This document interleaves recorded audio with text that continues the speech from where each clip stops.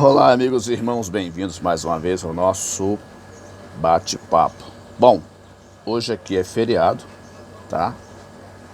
Na verdade, o feriado é amanhã, terça-feira, né? É o Dia Internacional da Mulher, ainda é 7 de março, tá? Em outro momento você vai assistir esse vídeo, não será mais essa data, mas eu estou falando em dia de feriado. Então, o feriado é amanhã. Aqui, por costume, eles enforcam a segunda-feira. E eu estou lendo, eu gosto de ler para completar o meu dia, né? Eu gosto muito de ler, né? Estou lendo esse livro aqui, tá? Aí, eu não sei se você consegue ver, tá? O livro é com o título O Evangelista, o Melhor Amigo do Pastor. Bom, tem um trechozinho aqui que eu quero compartilhar com os irmãos a respeito do que o escritor está dizendo para a gente aqui, né? A respeito da leitura desse livro, né? Ele cita aqui alguns padrões na questão do evangelismo, tá? Há pouco tempo eu fui consagrado, né, ao Ministério de Evangelista e estou explorando, né? Já li antes, mas nada que me impede de ler novamente para mim poder ficar inteirado do assunto. Então eu estou lendo um ponto do livro, da página 157, com o tema, o subtítulo, Estude os Santos. Olha o que ele coloca. Os cristãos primitivos ilustraram diversos padrões para colocar em prática, objetivando experimentar o Pentecoste hoje. O primeiro padrão que está em evidência aqui é a obediência. Conforme Atos 1:12, o apóstolo Paulo menciona que aproximadamente 500 pessoas viram Jesus subir do Monte das Oliveiras para voltar ao seu Pai divino, 1 Coríntios 15:6. Imediatamente antes da sua ascensão, Jesus determinou que seus seguidores não se ausentassem de Jerusalém, mas que esperassem a promessa do Pai, porque na verdade João batizou com água, mas vós sereis batizados com o Espírito Santo, não muito depois desses dias. Atos capítulo 1, verso 4 e 5. Ele está falando do padrão obediência, que é o interessante, que nós precisamos entender. Agora observe bem como que o escritor ele aborda, observando a leitura, conforme Coríntios e Atos. Olha o que está escrito. Depois de Jesus ter subido aos céus, cerca de 120 seguidores voltaram a Jerusalém. Atos 1, 12 e 15. Agora vamos aqui pensar naquele texto que lemos lá atrás. Lendo esse ponto do texto aqui, Embora 500 pessoas tenham recebido a ordem de permanecer em Jerusalém, somente a quarta parte delas obedeceu. Gravou aí? Você gravou, né? Aqueles que obedeceram a Cristo foram batizados no Espírito Santo. Sim ou não? Confere lá, está escrito. A obediência é necessária para um Pentecoste pessoal. Agora vem aqui a cobrança para mim. Para mim e meus colegas, os evangelistas, pastores e congregações que determinam obedecer às ordens de Cristo experimentarão o Pentecoste em suas cruzadas e igrejas locais. Você entendeu aqui que a obediência é um fator fundamental para que nós possamos alcançar êxito. Porque quando você obedece, você consegue compreender com melhor clareza aquilo que Deus quer propor no seu coração.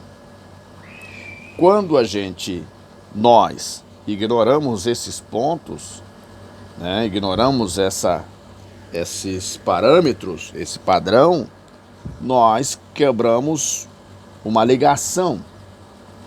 É aí, ao quebrar essa ligação com o Criador, porque nós não obedecemos, 500 pessoas para 120, 380 ficou de fora lá no dia do Pentecoste. Sim ou não? Então essas pessoas, 120 pessoas, receberam o Espírito Santo. É fundamental que o Espírito Santo, ele nos complete, não só com a sua presença, mas com a sua manifestação, porque é ele que vai nos deixar mais ousados, nos deixar encorajados, nos deixar vigorosos de saúde espiritual, para podermos pregar o Evangelho, para poder se expormos em público. E o próprio Espírito Santo, ele é representado como fogo que consome pecado, más intenções, indiferenças. E acontecendo isso, nós vamos agora ser induzidos a viver em união. É uma coisa natural que acontece. Então a obediência é um fator fundamental na vida daquele que segue a Cristo. Mas a pessoa que segue a Cristo, mesmo ele sendo um oficial, um ministro, pastor, evangelista, missionário, ou líderes, né, que são convocados para fazer um trabalho na obra de Deus, eles precisam exercer, né, esse parâmetro de obediência, porque através desse parâmetro é que nós vamos entender a real dimensão da vocação de Deus na nossa vida. Seguindo. Depois eles vão para o segundo parâmetro. Olha lá, segundo padrão. O segundo padrão para o Pentecoste é a unidade.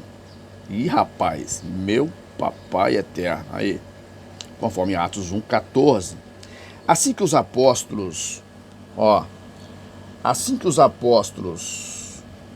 os discípulos voltaram a Jerusalém, perseveravam unanimemente em oração. Unidos em oração. A oração abre os corações para enchimento do Espírito Santo. Tanto o evangelista quanto o pastor devem incentivar e exemplificar a oração para os crentes serem batizados no Espírito Santo.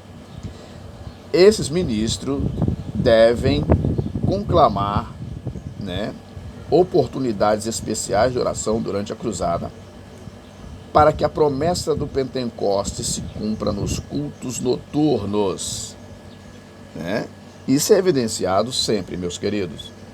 Os evangelistas e pastores precisam incentivar os crentes a estarem abertos ao Espírito Santo durante o apelo também. Os crentes precisam aprender a desligar-se das pessoas que os rodeiam e concentrar-se em Cristo. Além disso, eles têm de ser motivados a orar para que a promessa do batismo no Espírito Santo se cumpra em cada vida ao redor do altar. Os outros crentes cheios do Espírito Santo também devem ser orientados a orar por aqueles que estão buscando o batismo com o Espírito Santo. Você compreendeu? Uma coisa chama a outra. Quando nós entramos nessa dimensão, automaticamente entra no nosso coração um desejo de que o nosso próximo também seja alcançado por aquilo que alcançamos. Compreendeu? É uma coisa natural. E essas coisas nos fortalecem e não permite que o tentador, o inimigo invisível das nossas almas, venham minar os nossos corações e criar problemas.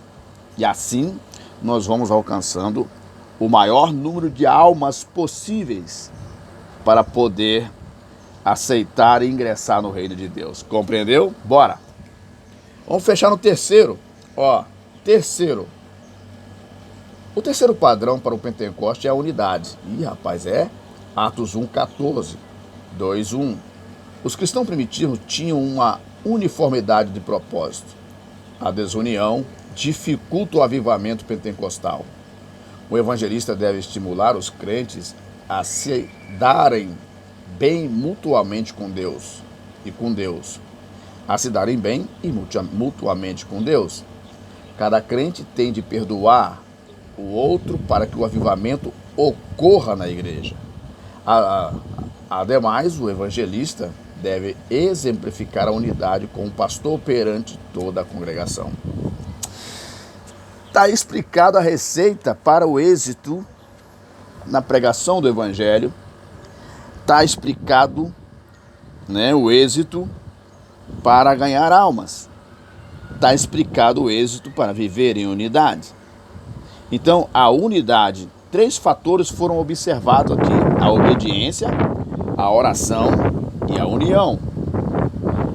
Claro que existem outros parâmetros, porque aqui eu estou entrando num capítulo, mas eu quero somente passar esses 3 pontos para você, para que você possa compartilhar junto comigo a importância de nós partilharmos com outra pessoa aquilo que Deus nos trouxe ao nosso coração através de outra pessoa. Como que o evangelho chegou para você?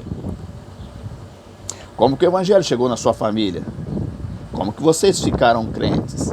Como que vocês aceitaram Jesus? Alguém teve que falar. Só que agora, ao você ouvir o evangelho, quanto tempo você está na igreja?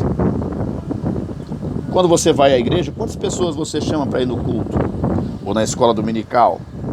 Está compreendendo? Então, todos esses fatores fazem brotar em nós um sentimento de que o próximo também precisa do Deus que servimos. E o próprio Deus mesmo diz que ele não faz acepção de pessoas. Que seja quem for, seja em qual classe ele estiver. Você está compreendendo? Então, meus queridos, estava lendo ali um pouco, resolvi partilhar com você essa leitura, para que nós possamos entender a grandeza do reino de Deus e o quanto Deus ele se esforça para que o seu reino ainda seja alcançado por outras pessoas, seja em qualquer lugar.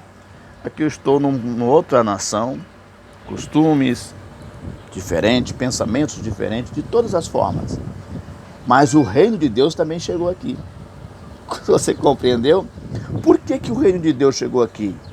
Graças aos nossos irmãos primitivos que viveram uma unidade intensa no início da igreja primitiva. Depois houve alguns problemas, mas aquela união que eles viveram nos primeiros 100 anos da igreja foi fator fundamental para que o evangelho chegasse aos confins da terra. Ainda falta terra para o evangelho chegar, mas o evangelho já avançou muito, está quase completando a sua missão. Então, meus queridos, pense bem no que eu estou te falando. Vamos pensar, vamos amar o próximo, vamos amar a nós mesmos, vamos amar a Deus. E assim nós vamos conseguir ganhar pelo menos alguém para Jesus. Se não conseguirmos ganhar os outros lá fora, pelo menos a nossa família. Se inscreva no nosso canal, curta os nossos vídeos e compartilhe, para que sempre possamos passar para você alguma coisa referente ao reino de Deus. Deus abençoe a sua vida.